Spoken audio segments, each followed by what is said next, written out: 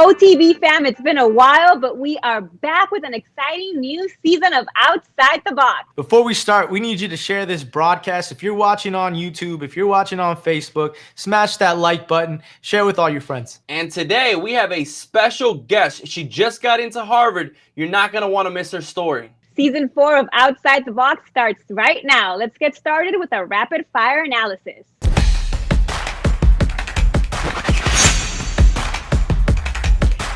Former Minneapolis police officer Derek Chauvin was found guilty by a jury of the murder of George Floyd. The 12 jurors found him guilty of second-degree unintentional murder, third-degree murder, and second-degree manslaughter in George Floyd's death in May of 2020. Chauvin, who was free on bail, was taken into custody right after the verdict was read. He will be sentenced in 8 weeks and faces up to 40 years in prison. The George Floyd Memorial Foundation issued a statement that reads, "We are pleased that the individual who senselessly killed George Floyd in cold blood for the world to see has been held accountable for his reprehensible actions." JP, what are your thoughts about this and the diversity of the jury? The result is historic. This verdict is so important for so many reasons.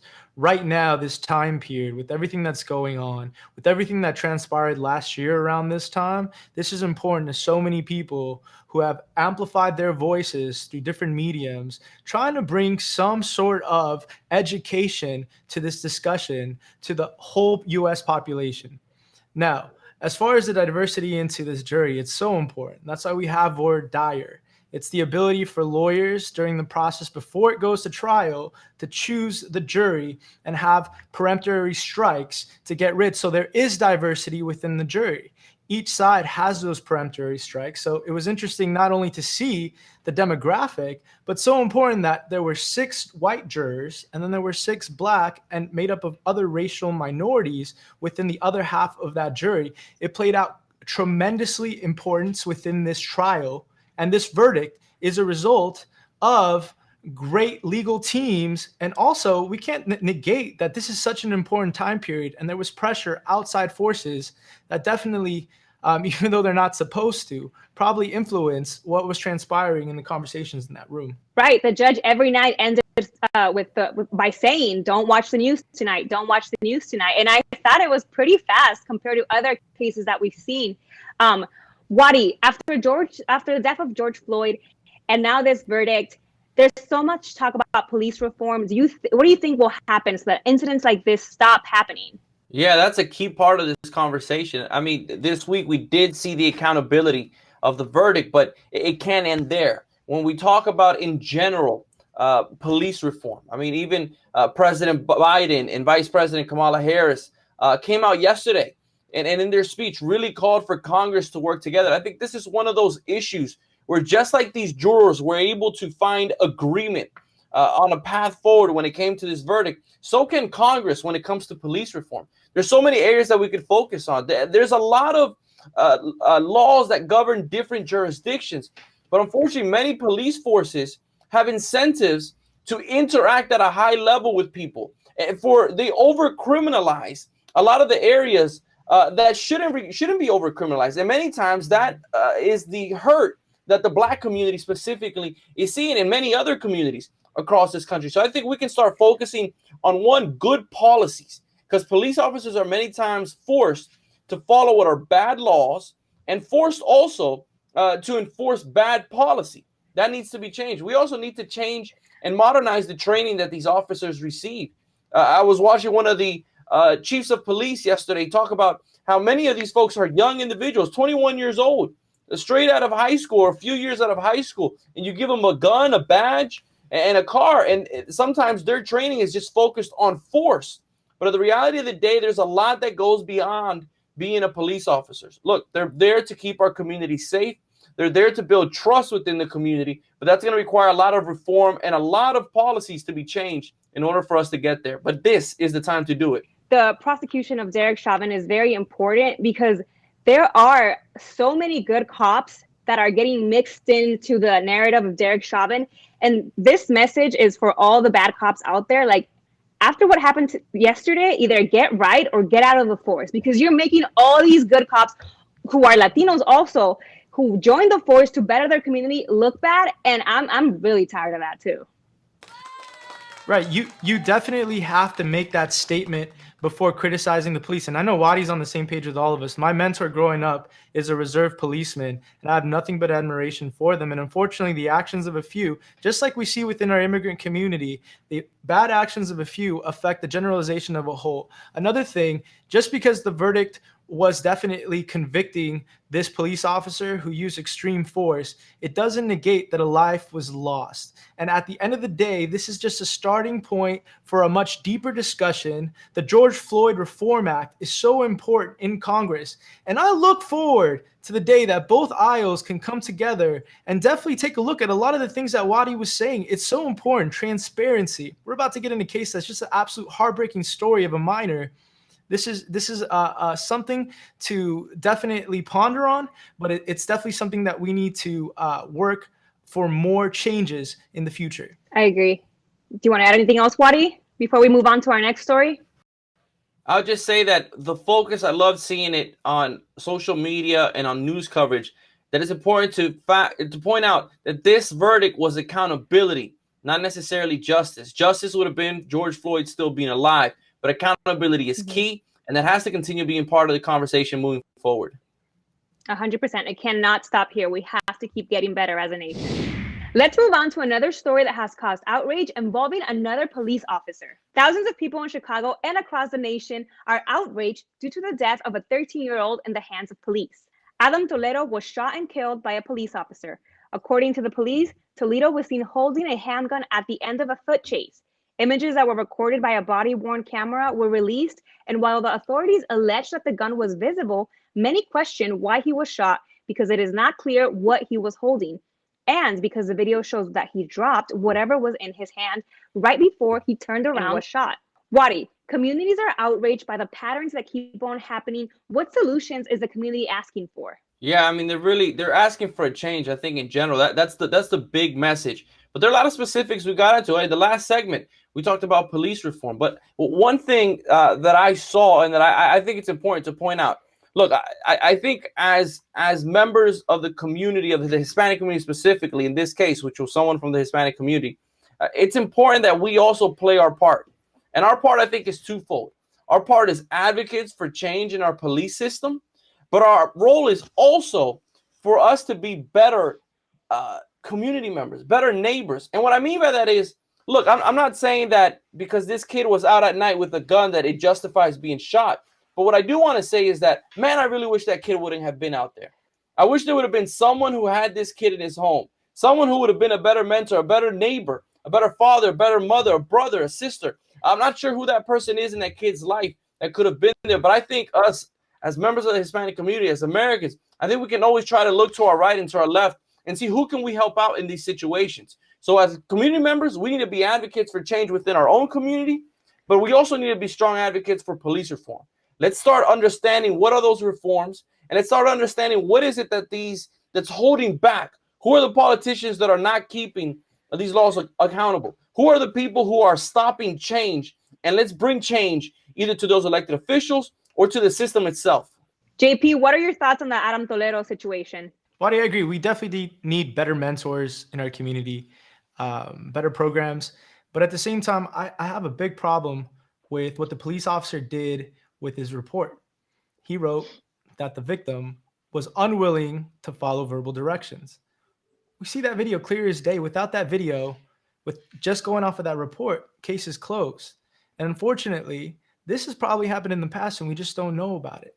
And while there are only a few bad apples, and I'm in complete agreement with that, when situations like this happen, we have to amplify it to the max, because that could be our kid in the future. That could be our family member. And for that family right now who's suffering, if they're watching this show Outside the Box, right now our prayers go out to you, your family. That should not happen to a 13-year-old, no matter what situation they're in, especially when they didn't have a gun in their hands when the officer made that decision. So we'll see what happens with this case. There's a huge uproar all over social media. The narrative, it's what's important, right? Without social media, without that video being released, where would this case be? Would we even know about Adam Toledo? Probably not. JP, you hit it on the nail when it comes to this specific situation. The fact that they lied.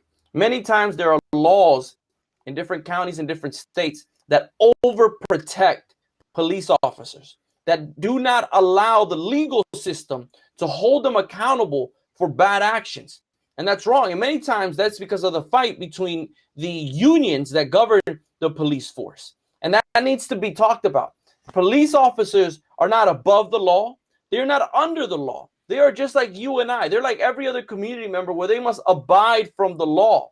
Matter of fact, as officers, they know it more than anyone. So the fact that this case highlights that there was a lack of transparency, that they were willing to lie, is something that really should be looked after. At the end of the day, there needs to be justice for Adam Toledo, but there also needs to be a real magnifying glass to the process in which these officers take where they felt that they could lie and almost get away with this. Yeah, and just to add really quickly, we don't know all the facts of this case yet. They still have to be released. This is very new as far as what they've released. They're doing their investigation.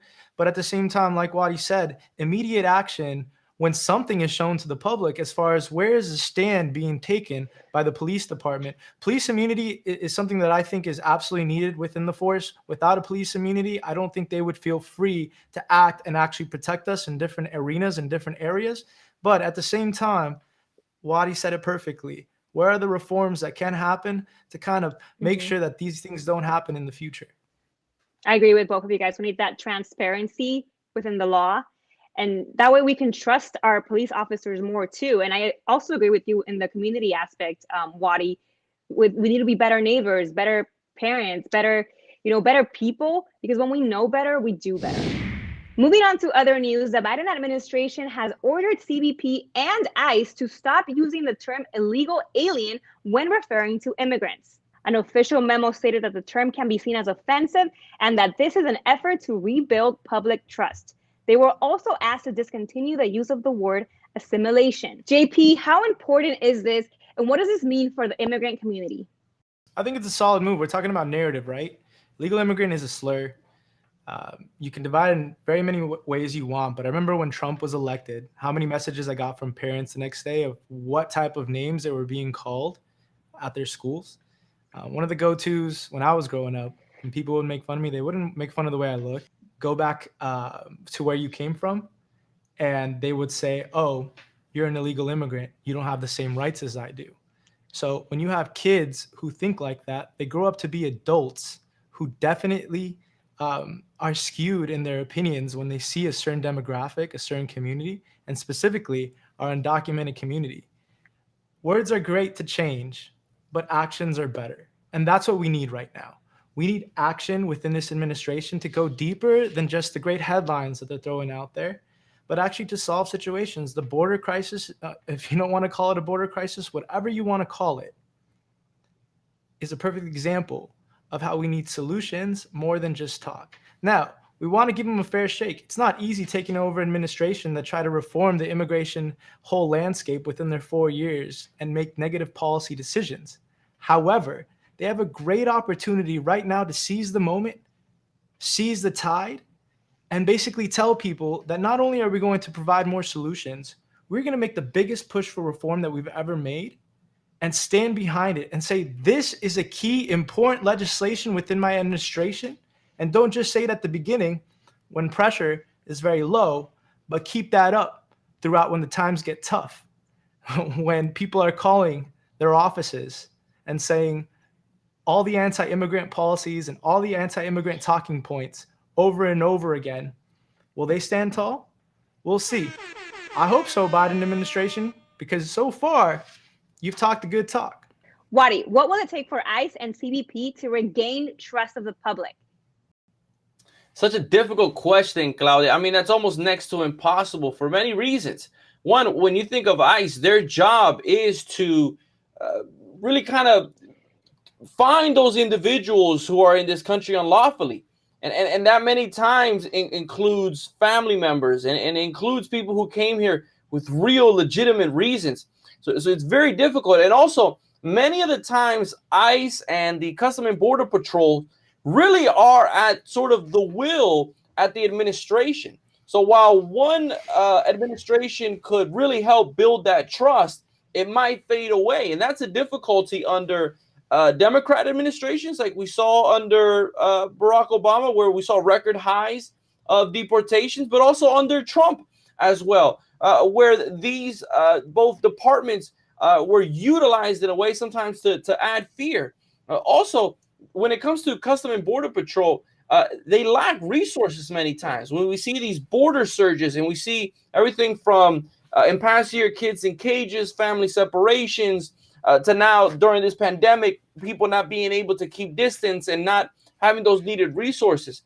So when it comes to public trust, these two departments, these two agencies are in a very difficult spot. But at the end of the day, the administration should really work with them. And I think word changes like these do matter because words matter. But at the end of the day, their actions are going to be very key to see if we can actually move forward on this topic. Thank you, Wadi. Words do matter. And I have to say, I hate the term illegal alien. I even hate saying it. I hate it. I despise it. It disgusts me. I don't like it. No one's ever called me that to my face. I mean, they wish they would. I would have some words to say. But an illegal alien is Buzz Aldrin up in Mars. It's not people who live here, who came to this country to seek a better life. Yes, they are immigrants, but they are not illegal aliens. Alien is just a horrible word. Hate it. We're seeing a different side of Claudia. Imagine her taking them hoop earrings out, ready to throw fist up in the air. I'm kidding. Let's move on to our quick takes.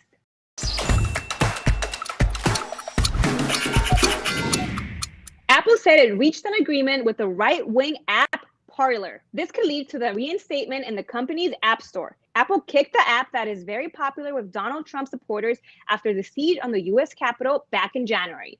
Wadi, what's your quick take? You gonna hop on that app? Look, I might not hop on that app, but I'm not against this. I think providing a platform for people with diverse views, there's nothing wrong with that. It's important to understand it's not that this app was used specifically to plan what happened January 6th. That's horrific. But it's not that this app was the sole driver of that. It just happens to be that a lot of Trump supporters are on it and other conservatives who would never go to what happened on January 6th at the Capitol. So I do think it's important to provide these platforms. My understanding is they're working out tweaks to make sure that it doesn't violate people's First Amendment rights, but that people on there aren't actually violating other people's rights. So I'm interested to see the way it goes, but I'm not against this. I agree with you, Wadi. JP, what's your quick take? Yeah, definitely. I think they made the corrections that they needed. Apple approved of it. Also, we're hearing rumblings that Trump is going to start his own social media platform. So there'll be another platform for conservatives to not only hop on and share and create community, but also I think it's fair. I think it's fair. If you have Palo Alto, who makes all the tech decisions and has a monopoly on so many social media platforms, I think all voices should have a platform as long as it's safe and it's not violent. So Parler's back, and unfortunately, I mean, because I'm not a supporter of him, Trump may be coming out with his own platform. I do think it's fair, and if you don't like something, just don't use it, Queen Elizabeth turns 95 years old today, but she will not be celebrating her birthday. Following the death of her husband, Prince Philip, she also won't be releasing a new portrait of herself this year, either to mark the occasion. JP, what's your quick take? Yeah, I mean, she definitely has to do what she needs to do. It's sad. I know out there, tradition is everything. So this is definitely a missing spot within the calendar. But, hopefully she recovers and she's able to grieve in peace. And I'm sure the public will respect that. I know over there, it's a big deal. Here in the U.S., not so much. But she'll be back, God willing, and prayers out to her and her family. Wadi, what's your quick take? There's the unfortunate passing of her husband and really all the news that have been surrounding the royal family. I think reminds me that no matter how rich you are, how royal you are, kings and queens, we all in life go through difficult times, but it's a matter of keeping our head up. My understanding is that even though she's not celebrating her birthday, she's getting together for a small lunch with her family and celebrating that next year. That's what I think we need to do. Celebrate the small things with our closest friends and family. Maybe it's not a big party, but as long as the close ones are there, that's what matters. That's true. It has been such a tough year with COVID, everything that went down with Harry and Meghan, her husband passing. I think the Queen really needs a break. So I think this is good for her. I'm glad she's doing it. She's taking a break from everything. It's official. Kobe Bryant's state has broken up with Nike. Both sides failed to come to an agreement. Vanessa Bryant confirmed the news via her social media accounts. According to sources, Vanessa and the Bryant state were frustrated with the limited availability of Kobe's products during his retirement and after his death. Wadi, I know you're a big Kobe fan. What's your quick take? I think this might be a breakup that we might see come back together. There's a chance I think they're going to iron out those details and they might come back. But I'm telling you this, I think there are other brands out there who are ready to pull the trigger. They're ready to work with the Kobe family. They would love to be the brand that's putting out Kobe merchandise. Kobe, similar to LeBron James and Michael Jordan, I think will be a brand for years and years to come. That's true. Someone might scoop him up. JP, you're a big Kobe fan too. What's your quick take? This is an absolute power move by Vanessa Bryant. She sees an opportunity. You don't make a decision like this unless there's various opportunities outside, or you believe in yourself as a brand, as in your husband's brand, that you can do it on your own. I could see her venture herself and do something like Kanye did. Even though Kanye aligned with Adidas, Kanye really, really has creative control over that whole brand and has developed a billion-dollar industry within his shoe line. And Kobe has that same legacy. He has that same brand ability within international markets, not just here in the US. So we'll see what transpired, but Kobe's made Nike billions of dollars. And the endorsement deal, before he was with Nike, he was with Adidas. It'd be very, very interesting to see. Vanessa goes back to where her husband started out. And I trust Vanessa Bryant to carry on his legacy. The Lakers have decided not to stop at the White House later this month. Traditionally, NBA teams visit the White House after winning a championship. However, this didn't happen during Donald Trump's presidency. This time, the decision has nothing to do with politics. The team won't be going because of the COVID-19 protocols. They may, however, meet President Biden in the future. JP, what's your quick take? LeBron James written all over it. Not in a negative way. You explained it very, very, very well. LeBron James, behind the scenes, he's an absolute professional. He demands the most from his team, the most from his teammates. It's very well documented. And we know right now that the Lakers have bigger fish to fry because they're injured. And they have a lot of chemistry issues leading into the playoffs. I'm hoping for the best, but like the press release said, they're going to go meet with the president eventually. I just think it's wrong timing right before playoffs. Waddy, what's your quick take? Yeah, 100%. This is not political. This is the team just staying focused.